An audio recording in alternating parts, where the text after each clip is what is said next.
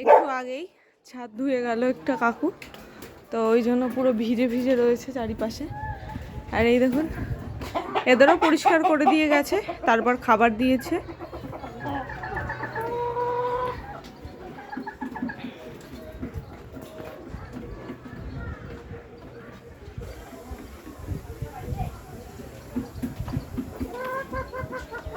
নিচে ওরা জড়ো হয়ে থাকে, এই যে ভাবে যে এসছি মানে চোখটা দেখুন, এসছি মানে খাবার দিতে হবে এরকম একটা। আর এই আদর খাওয়ার জন্য পাগলা হয়ে গেছে, ঠিক আছে? আদর খাওয়া ওর হয় না।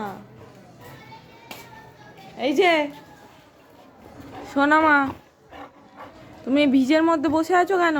ঘরে গিয়ে বসো।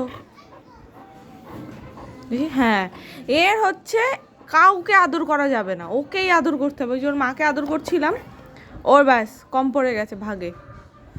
ওর মানে ও কাউকে আদর করতে দেয় না, কাউকে না।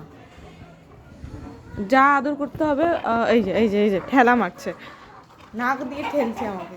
এই যে অমনি চলে এলো, আবার যে বসবো অমনি এই মাঝখানে এসে বসে যাবে। বুঝছো বুঝছো বুঝছো?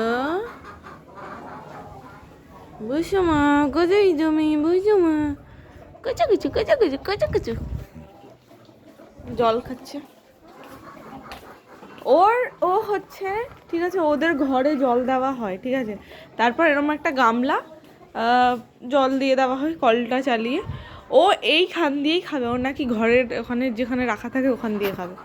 ওর একটা অভ্যাস হয়ে গেছে ওগুলো। বাইরে থাকে, এবার এই জলটা ভরে রাখা হয়, লাগে ছাদে এলে হাত পা ধুতে বা কিছু একটা। তো এরা খায় দেখে এখন ওটাও করা যায় না, মানে কল চালিয়ে তারপরে করতে হয়। এটা খায়, ঠিক আছে, এটা দিয়ে যখন খায় তখন খায়, এইভাবে চালিয়ে রাখা হয়। আর এই দেখুন আজকের ফুলগুলো ঠিক এরকম লাগছে।